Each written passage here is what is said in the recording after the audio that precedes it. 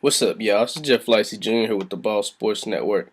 And right now I'm going to go over the Game 2, the NBA Finals. Alright, Game 2, you start off, you're like, okay, the Heat's down 0-1. What do they have to respond? After the cramp gate and 90 degrees with no AC, Game 2 was full of anticipation. Everybody wanted to see how it was going to play out. First quarter comes out, the Spurs once again punch the Heat right in the mouth because they cannot guard Tim Duncan. The Heat are just simply too small. They can't guard him. And then after that, we saw greatness. You know, the greatness of King James. Another chapter is written in the story of LeBron James. Another memory that we'll all be able to tell our grandkids and great-grandkids, and they'll be able to watch highlights because LeBron James absolutely dominated Game 2 of the Finals. You know, 35 points, 10 rebounds, 3 assists, all the way up, and he just simply showed why he is today's best player. He is the Michael Jordan of our era.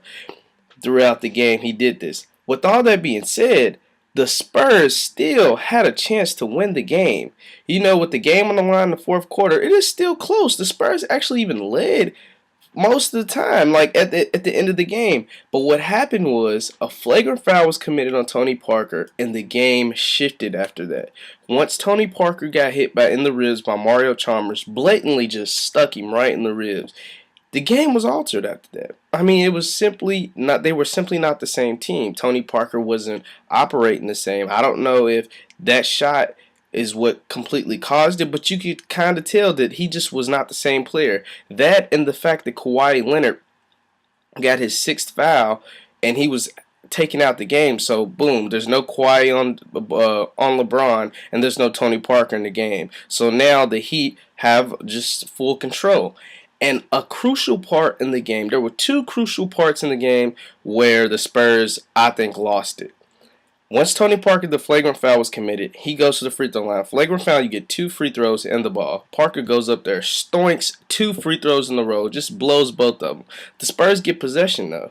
And so once the Spurs get possession, Tim Duncan gets fouled at an attack at the basket, and he misses 2 free throws. That's 4 points right there left on the board that the Spurs would never be able to get back. And the second big bonehead play that was made by a veteran Spurs team was with about 35 seconds left in the game. Spurs down by 3 with the ball.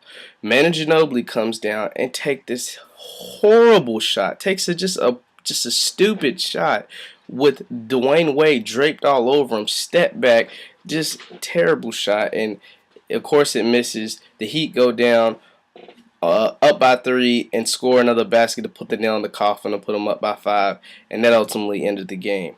What the Spurs need to do to rebound from this game that they actually know that they could have won, first of all, they need to continue to feed Tim Duncan because down low, nobody can guard him. Second, what they need to do is make sure Tony Parker keep the ball moving. The ball stopped moving. It started getting stuck in players' hands after the first quarter. They need to continue the ball movement and keep playing their game. It's obvious the Spurs are the better team, but the Heat have one the nuclear-powered weapon in LeBron James that puts them over the top. So as long as the Spurs continue to play their game, they will win the series, unless LeBron James has something to say about it. And it's obvious that he's being a very impactful force in this series.